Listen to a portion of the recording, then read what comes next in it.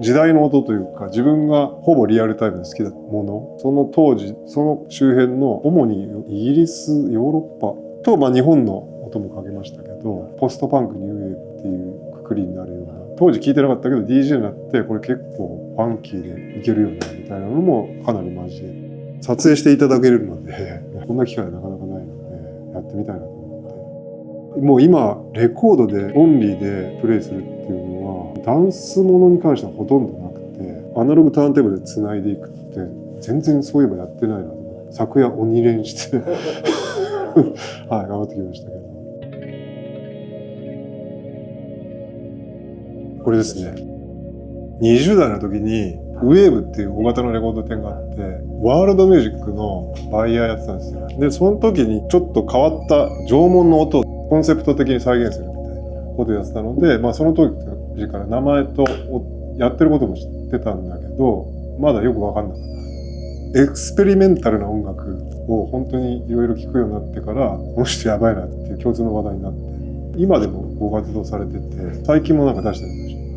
自分が入った時にいわゆるニューエイジ的なものを、その音楽限らずなんか例えばクリスタルとか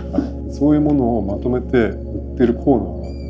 て、当然やっぱりその土鳥さんの音もそこに置いてあって、キュレーションですよね、今のもプリミティブなそのワールドミュージックみたいな目線で、当時はだからスピってるみたいな言い方はなかったんだけど、ニューエイジ的な感じと言ったらいいのか、多角的な目線でアカデミックな感じもまたなんかかっこいいみたいな。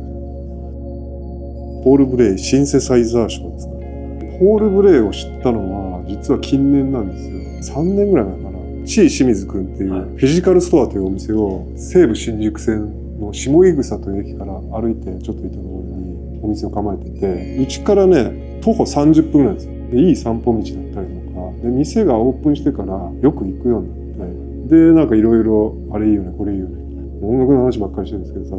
ある時ねお店でリスニングパーティーやりたいって、僕とチー君だけでその選曲するの。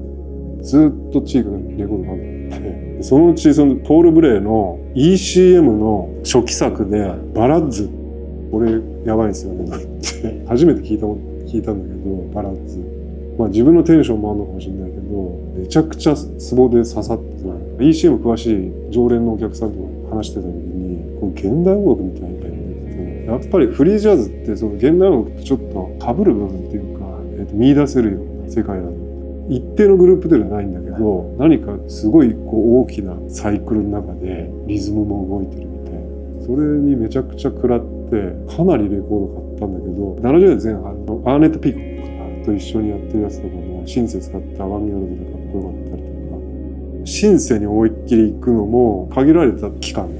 とにかく全般的にフリージャズ的なんだけど、非常に変態的なんだけど、ピアノでそれを語れる人っていうか表現できる人ってないよな。すごい独特なものができて、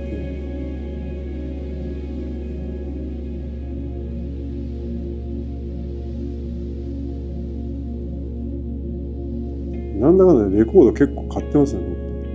なんだレコードの魔力と、なんだろ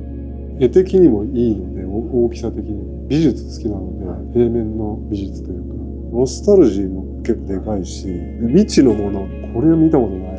のにも惹かれるし、あらゆる感情を焚きつけられるっていうことなの。収集力っていうのは、当然大きいですよね。我を忘れてしまって気がついたら1時間ぐらい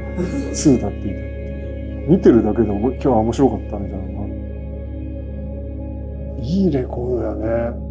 まず店主が非常に音楽が好きで、もちろん詳しくて対話できる人っていうか、深くものを仕入れてるという